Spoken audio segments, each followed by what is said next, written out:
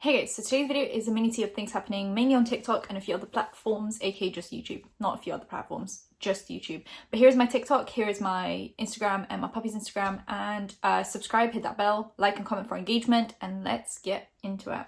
So the first story is Addison Rae. She's recently been not posting on TikTok a lot. I think there was like a period of time where she didn't post for 2 weeks, and people are wondering if it's because of Bryce Hall. So some people have been blaming him for the fact that she's not posting because of the pranks that he's been pulling, the hate that he's been receiving. It might be like pouring onto her. She doesn't have motivation to post.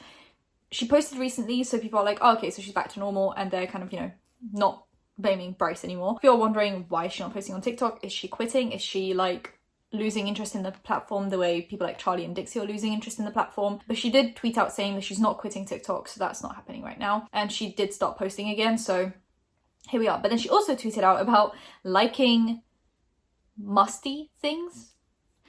And if you don't know the context, like she was talking about like being a cool girl, like convince yourself you're a cool girl. I think being musty is cool. Like, and I saw those tweets and then I remembered that there was this TikTok that went kind of big where they show Bryce Hall 3 days in a row exercising in the same pair of shorts. And people are like, oh, maybe he washed them in between. But people are like, you're a millionaire. Like, I'm sure you don't have to wash your shorts every time you can just wear a different pair of shorts. So the fact that he's wearing the same pair of shorts in 3 different TikToks on 3 different days and he's exercising in them means he's wearing the same pair of shorts every day without washing them. And people are like, that is musty. And they used the word musty to describe it. Like the comment section was filled with musty. And then also being very, very worried about Addison Rae's physical health. So people are like, is that tweet about people calling Bryce musty and her going, I love musty? And there was some like replies to that tweet going, girl, we're concerned. Like, you don't need to do all of this to defend him. I just think, Bryce should be more cautious of her physical health. That's all I'm saying. Just be aware, hygiene, good thing. Such a good thing. Yeah, there's just a lot happening there. On to Bryce Hall. He obviously did the prank with Dixie. I thought you were like ending that story, but it's just continuing. So he did a prank where he invited over to dance on Noah Beck. They then FaceTime Dixie, Noah Beck's girlfriend, and she hangs up angry. Then there are a bunch of interviews. Noah does an interview with Hollywood Fix and basically is just like, he's apologized to me. Dixie is like, yeah, we're fine. The prank was okay. I'm like, all right. And then Heidi and Mark both are also in a Kevin Wong interview. Mark kind of tries to play cool. Heidi goes, no, I'm not happy with this at all. Not one bit, not 1 second. And then we get a Bryce Hall interview. He's just like talking about the hate he's received, all of that stuff. And then he posts a video called I'm Sorry, Noah and Dixie, where he does a prank again. One of his friends basically strips for Noah. That's the joke. And then he actually books a suite for them on Malibu Beach as an apology. And she's like, oh, thanks, Bryce. That's really nice. And people are like, oh, okay, so I guess that's fixed then. So that's where that prank has now ended. There's no updates. I hope there's no more updates because this prank's just been on my mind for the last few days. Like, how did all of this happen? Why did it, Why couldn't he just apologize straight away? It was just dumb. Anyway, Danielle Cohn. I haven't spoken about Danielle Cohn in a while. I remember there was a period of time where like she did a bunch of stuff and I had to keep on filming videos about her, and they were like huge videos. I remember back then everyone was so curious, I guess, about this child, and we were all just, I'm guessing most of us were just really concerned about her well-being because it was like, she's a child and she still is. And this time, so her mum tested positive for, and Danny's not social distancing, even though she's obviously in contact with her mum because they live in the same house. So like the whole house should be quarantining, not just her mum. She's not social distancing, she's not wearing a mask. And she just flew to Puerto Rico with her boyfriend, on and off boyfriend, Mikey. So if you guys don't remember, Mikey Tua was dating Danny when she was like under the age of 16 and he was about to turn 18. And his own parents exposed him and said he was almost an adult and he could be legally charged for this. So they broke up for a bit. And I'm guessing now that but that doesn't make sense because the age of consent in California is 18, not 16. It's 16 in the UK, so that would have worked for them if she just turned 16 and he was 18, that would have worked for them. But the age of consent in California is 18. So like, if he's 18 now and she's not 18 and they're dating, that's illegal. But apparently they're back together, they've been posting TikToks again, and she just flew on holiday with him. Whose mum is letting her child fly on a holiday with her adult boyfriend? I'm talking about a minor child. Like, she's got a minor in her household that she's letting fly on holiday with her adult boyfriend. She shouldn't even be with him. She should not be in a relationship with him. She should not be close to him. The fact that she's flying on holiday with him is blowing my mind. Basically, people are not really calling out the fact that she's with an adult on holiday, an adult that is not her family. They're calling out the fact that she's not social distancing, which is a big issue. And she responds to that. There was like a comment saying, if you guys had the money, you would do it as well. And she's basically just like, yeah, you tell them. Yes, I'm sure it's about the money, because it's like the last time I went on holiday was 2019. We're in 2021. Can I afford a holiday? Yes. Am I going to go on a holiday? No, because we're in the middle of a pandemic. It's nothing to do with money. It's just to do with consideration for other people's well-beings. It's empathy. I hate when these like TikTokers and YouTubers are like, you're just jealous. Jealous of you being a lacking in empathy person? Jealous of what exactly? Because most of us could go on holiday. There are people that had to cancel their holidays. They already had booked. The people cancelled their festivals and their birthdays. It's not about jealousy. It's just about being considerate and being a considerate human being. This whole thing could have been over months ago. Months. There are countries that are back to normal, and they've been back to normal since like September of 2020. We're in 2021. We're almost in March. The UK is not going to be completely out of lockdown until July. So the next holiday I have is after July. And there have been people going on holiday this whole time. And I am going to be 2 years now not on holiday. It's called being considerate. That's what it is. And I'm just angry. Anyway, Ace family. Austin has a brother called Landon, which I was never aware of. Why was I not made aware of this? Why was I only made aware of this? Because Spill Sesh educated me on that. Fantastic. So Austin has a brother called Landon, and Landon has his own family channel with his girlfriend and his child, and they have about 3 million subs on there. And recently they filmed a video saying that this was going to be their last year on YouTube, and it's their last year because they still have some contractual obligations, aka sponsorships, brand deals, that kind of a thing. So once they're done with this year, they're going to be off the platform because it just doesn't make them happy anymore, and they have other things they want to focus on. People gave them a lot of crap for it because they were like, well, if you've got other important things to do, just quit now. Like, why are you telling us this? Just tell us later. Now it just seems like every video you film is something you don't want to film, but you're contractually obligated to film. Then the girlfriend filmed a video and she mentions Catherine's skincare brand that she just released, and she reviews a few of the products. She gives them like an okay review, but she doesn't mention all of the products because she's like, oh, I haven't used all of them. And people are like, if this is your family, even if you haven't used them necessarily, you're still gonna like promote it and all of that stuff because it's your family. You want to promote your family. I don't know. She posted an IG story and that's it. And then now she's basically just like, oh, I didn't use all of the products because I want to like integrate them into my skincare routine one at a time. I'm sorry, if someone from my family releases some kind of a product, of course, as long as it's not like harmful, I'm not going to be like, oh, let me just try it out for another few months just to make sure. Like, I'm going to promote it because it's like, you do that for your family, you know? It's like, I don't know, maybe I'm just being biased, I don't know. I just think that was kind of weird to me, but fine, fair enough. I don't really, maybe she takes her sponsorships, well, it's not a sponsorship, maybe she takes her promotions very seriously, fair enough. But some people had an issue with her saying that there is no competition between her and Catherine because people have been pinning them against each other as they're like girlfriends, partners of the guys. There's no competition as they have different goals, different hearts, and different like ways of parenting, yada yada yada. People took issue with the different hearts because it's like saying, I've got like a good heart and she's not quite so much. She didn't say that. She just said they have different hearts. Like, I think it's just, you know, she said whatever she said and she meant whatever she meant. I don't know what she meant. But people had a lot of issues with that. And then Landon posts an update basically saying that from this point onwards, she won't be in any videos for a while because of how much hate she's getting. She just doesn't want to be in videos. So not only are they now cutting down to 1 year of content, she's now gone just from the content. And then everyone switches up and it's like, oh my god, guys, we need to stop bullying her. And it's like, this happens on the internet all the time. People relentlessly bully someone over something that they find issue with. And the moment that person is like, I'm depressed, I have anxiety, I don't know, whatever, people are like, oh my god, guys, you're being so mean. Why would you do this? The backpedaling on the internet in 2020/2021 has been wild to watch. If you have an opinion, stick with it. Don't then backpedal and act like you were a good person all along because you weren't, and that's fine. Have your opinion, but don't then backpedal. If you have an issue with the way she's behaving, keep that mindset until you think her behavior's changed. Don't just change your opinion now that you know that your comments are hurting her feelings. I don't know, that's just my opinion. I just think the backpedaling on the internet is a bit much sometimes. So yeah, that's kind of the update for now. I'm guessing, you know, it was a lot of like Ace family fans that came over and gave her crap for not reviewing the skincare brand properly. And I'm assuming a lot of their fans are also the same fans as Ace family fans. because they wouldn't have the 3 million if it wasn't for the Ace family. So there's like a lot of like crossover there. So when it seemed like to them that she was shading Catherine, they were obviously going to go hard for her because Catherine's like their favourite, if that makes sense. I don't know. James Charles tweeted out that Wikipedia says he's dead. I think that speaks for itself. I don't need to explain it more.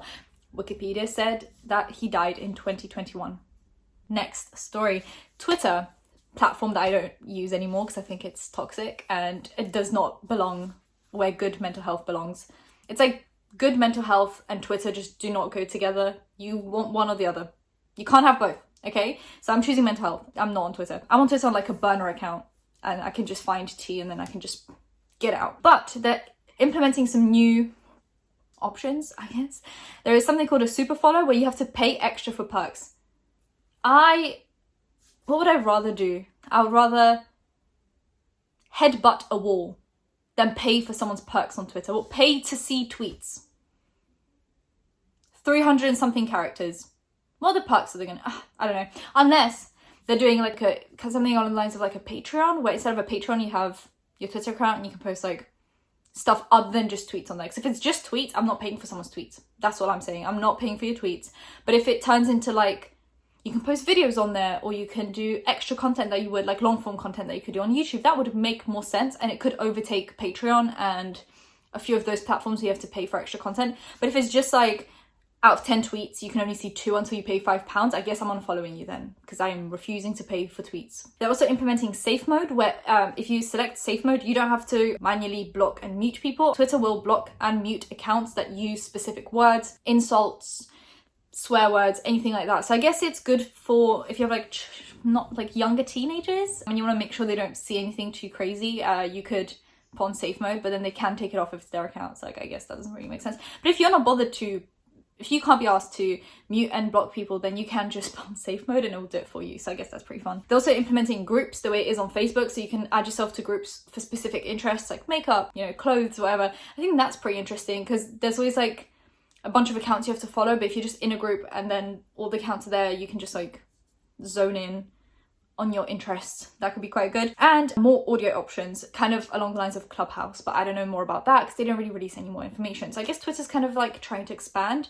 They started doing that with voice notes, like voice tweets and stories. So I guess they're trying to like move into the Instagram, TikTok realm, like trying to do more stuff other than just typed out tweets. Makes sense. Trisha also posted this TikTok about Ryland, which I forgot to mention last time. I just got out of the shower and I have teeth whitening strips on. That's how like I just don't care about this person like at all, but I found something really interesting and I just thought I'd share it. So you all know Ryland Adams.